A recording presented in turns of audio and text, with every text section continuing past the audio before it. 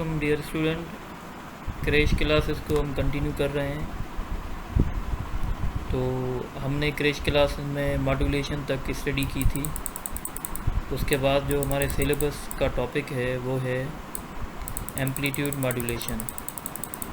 Amplitude modulation एक ऐसा process होता है जिसमें हम हाई फ्रीक्वेंसी वेव यानी कैरियर वेव का जो एम्पलीट्यूड होता है वो हम वेरी करते हैं with accordance the low frequency signal यानी कि मॉड्यूलेटिंग सिग्नल।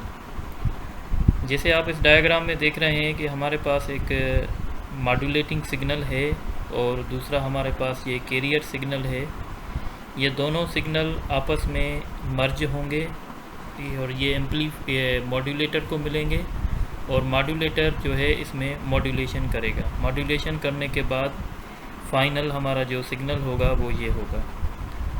ये मॉड्यूलेटिंग सिग्नल वही सिग्नल होता है जो हम बात कर रहे होते हैं। इसकी फ्रीक्वेंसी 20 से लेकर 20,000 हर्ट्ज़ तक होती है और ये सिग्नल किसी एयरफोन या माइक्रोफोन से आ सकता है।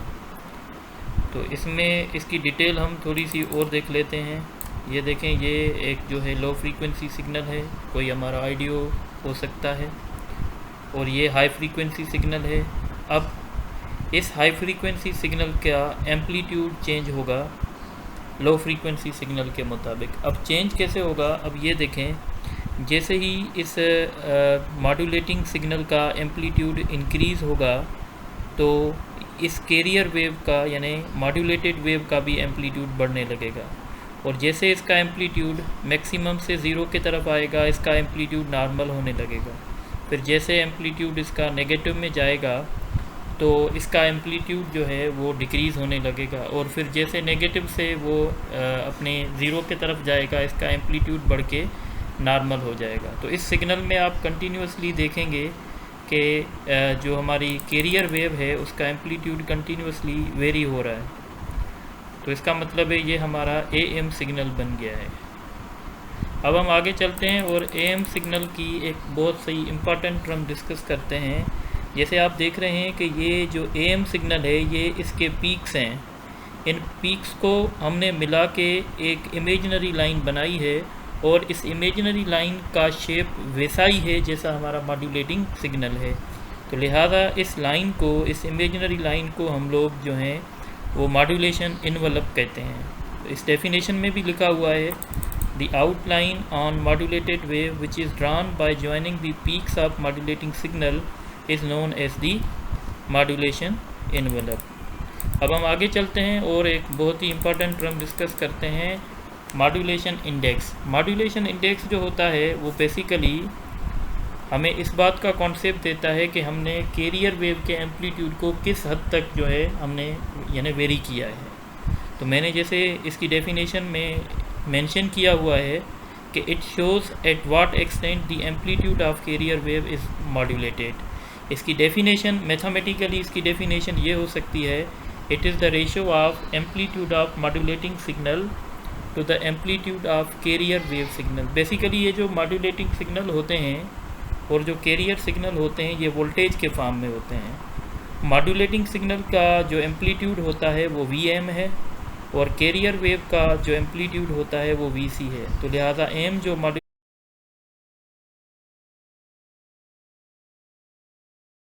सिग्नल का और VC जो है वो कैरियर वेव का एम्पलीट्यूड है।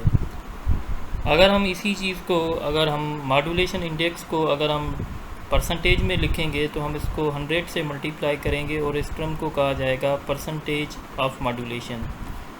अब हम आगे चलते हैं और मॉड्यूलेशन के टाइप्स डिस्कस करते हैं। तो इस बेसिस पे हम कहते हैं कि हमारा AM जो है वो अंडर मॉड्यूलेशन भी हो सकता है, ओवर मॉड्यूलेशन भी हो सकता है, आइडियल मॉड्यूलेशन भी हो सकता है। अगर हमारा M जो है अगर लेस देन 1 होगा तो हम इसको कहते हैं कि ये हमारा अंडर मॉड्यूलेशन है और लिहाजा ये M जो है हमारा लेस देन 1 तब हो सकता है जब मॉड्यूलेटिंग सिग्नल का एम्पलीट्यूड कम हो और कैरियर सिग्नल का एम्पलीट्यूड ज़्यादा हो। अगर आप इस फॉर्म में देखेंगे, अगर ऊपर वाला वैल्यू कम होगा, नीचे वाला वैल्यू ज़्यादा होगा, तो डेफिनेटली जो हमारा M है वो लेस देन 1 होगा। तो इसका मतलब हुआ कि अंडर मॉड्यूलेशन करने के लिए मॉड्यूलेटिंग सिग्नल का जो एम्पलीट्यूड है वो कैरियर सिग्नल के एम्पलीट्यूड से कम होना चाहिए, और यूजुअली जो हमारा एम होता है वो अंडर मॉड्यूलेशन पे चलता है। और ये जो डायग्राम है, ये आप जो डायग्राम देख रहे हैं ये अंडर मॉड्यूलेशन का है। आप अगर इसमें देखेंगे तो हमारा जो इन्वेलप है ये इसका शेप जो है वो बिल्कुल इस तरह सा ही है जिस तरह सा हमारा मॉड्यूलेटिंग सिग्नल है, यानी इसका जो शेप है वो डिस्टॉर्ट नहीं हो रहा। इसीलिए हम हमेशा एम को अंडर मॉड्यूलेशन पे चलाते हैं।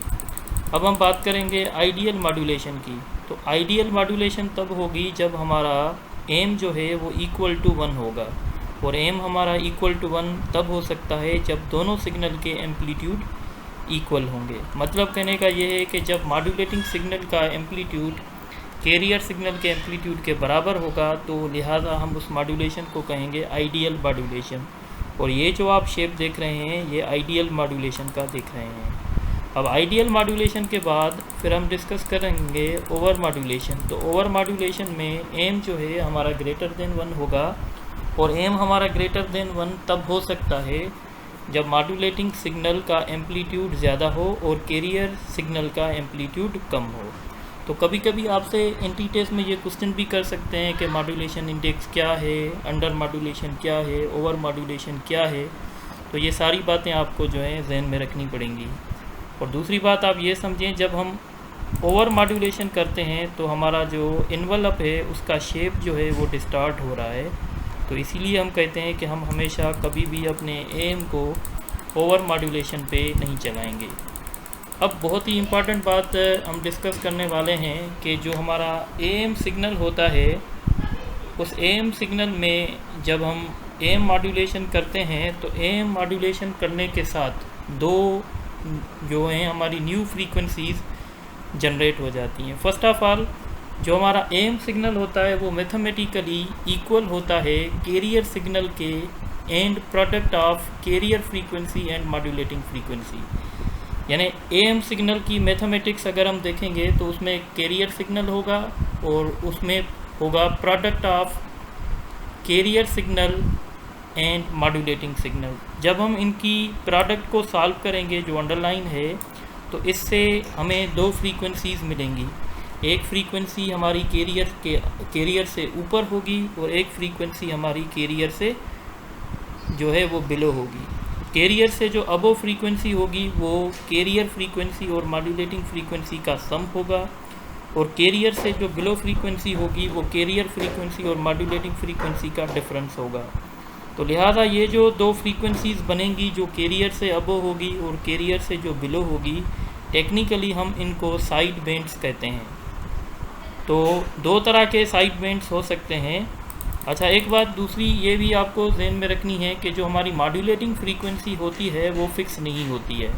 यानी मॉड्यूलेटिंग फ्रीक्वेंसी सिग्नल पे डिपेंड करती है और वो वेरी करती है 20 से लेकर 20,000 हर्ट्ज़ तक, क्योंकि कभी हम म्यूज़िक सुन रहे होते हैं, कभी हम कोई नॉर्मल बात कर रहे होते हैं, तो हमारी फ्रीक्वेंसी कंटिन्यूसली जो है वो वेरी होती रहती है।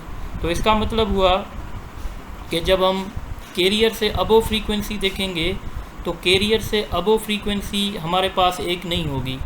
कैरियर से अबव फ्रीक्वेंसी की एक रेंज बनेगी और उसकी रेंज शुरू होगी VC plus V minimum. V minimum means 20 hertz to FC plus F maximum. F maximum means 20,000 hertz.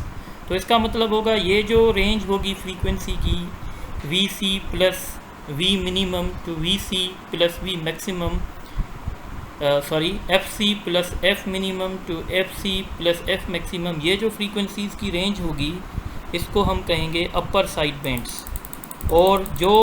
और इसी के साथ जो लोअर साइड बैंड होता है उसमें वो फ्रीक्वेंसीज़ आती हैं जो डिफरेंस से बनती हैं।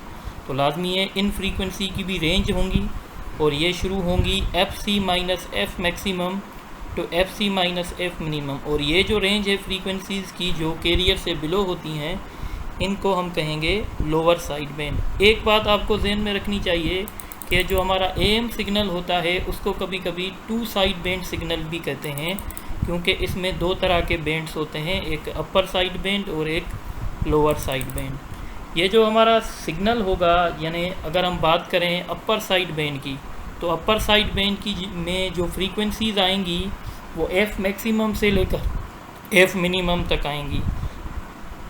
और इसी के साथ अब हम ये भी कह सकते हैं कि जो हमारा AM सिग्नल होगा उसमें 3 फ्रीक्वेंसी तो हो गई, एक कैरियर फ्रीक्वेंसी, एक कैरियर से अबव फ्रीक्वेंसी और एक कैरियर से बिलो फ्रीक्वेंसी। पर काम की बात यहाँ पे ये है कि जो हमारा AM सिग्नल होगा उस AM सिग्नल में हमारी मॉड्यूलेटिंग फ्रीक्वेंसी नहीं होगी। और दूसरी बात आपको ये भी याद रखनी है कि हमारी जो इन्फॉर्मेशन होती है वो हमेशा साइड बैंड्स कैरी करते हैं, क्योंकि कैरियर के पास तो वो फ्रीक्वेंसी है ही नहीं जो हमारी मॉड्यूलेटिंग फ्रीक्वेंसी है। तो ये बात हमेशा जहन में रख दें कि फ्रीक्वेंसी जो हमारी इन्फॉर्मेशन होती है वो हमेशा साइड बैंड्स में होती हैं, कैरियर बैंड्स में नहीं होती हैं। अच्छा, अब हम बात करेंगे बैंडविड्थ की। तो बैंडविड्थ हम कहते हैं किसी भी चैनल की या किसी भी रिसीवर की साइज़ को। तो किसी भी AM रिसीवर जो होगा उसकी बैंडविड्थ जो है वो कम से कम twice of maximum modulating frequencies होनी चाहिए। सपोज़ करें अगर मैक्सिमम मॉड्यूलेटिंग फ्रीक्वेंसी 20,000 हर्ट्ज़ है तो उसके डबल यानी 40,000 हर्ट्ज़ उसकी बैंडविड्थ होनी चाहिए। बैंडविड्थ हम ऐसे कैलकुलेट कर सकते हैं, यानी बैंडविड्थ में ये सारी फ्रीक्वेंसीज़ आएंगी। अब ये देखें, ये है lower side band. Lower side band शुरू हो रहा है FC माइनस एफ़ मैक्सिमम से लेकर FC माइनस एफ़ मिनिमम तक। ये जो फ्रीक्वेंसीज़ हैं, ये जो फ्रीक्वेंसी का जो आप रेंज देख रहे हैं इसको लोअर साइड बैंड कहा जाता है। और ये जो फ्रीक्वेंसी का रेंज आप देख रहे हैं FC plus F minimum, FC plus F maximum, इसको हम कहते हैं अपर साइड बैंड। तो अगर जब हम चैनल बैंडविड्थ निकालेंगे तो हम इस पॉइंट का यानी FC प्लस एफ़ मैक्सिमम और FC माइनस एफ़ मैक्सिमम का जब हम डिफरेंस निकालेंगे तो ये डिफरेंस जो है वो 2F मैक्सिमम के बराबर आएगा और इसी तरीके से चैनल बैंडविड्थ निकल आएगी। अब हम आगे चलते हैं और ये भी हम आपको बता दें कि हर वेव की फ्रीक्वेंसीज़ होती हैं। फ्रीक्वेंसी का एक स्पेक्ट्रम होता है, जैसे आप लोगों को पता है एक्स-रेज़ की अपनी फ्रीक्वेंसी होती है, इंफ्रारेड की अपनी फ्रीक्वेंसी होती है। इसी तरीके से AM की जो ब्रॉडकास्टिंग फ्रीक्वेंसी होती है वो 540 किलोहर्ट्ज़ से लेकर 1600 किलोहर्ट्ज़ तक होती है। ये भी क्वेश्चन आपसे कभी कभी पूछ सकते हैं, ये आपकी नॉलेज की बेसिस पे हैं। तो AM में ये सारी बातें हैं जो मैंने आप लोगों से डिस्कस की हैं। तो इसी तरीके से क्वेश्चंस भी बन सकते हैं। तो इंशाल्लाह फिर नेक्स्ट लेक्चर में हम MCQs भी जो हैं इसके ऊपर जो हैं वो हम डिस्कस कर सकते हैं।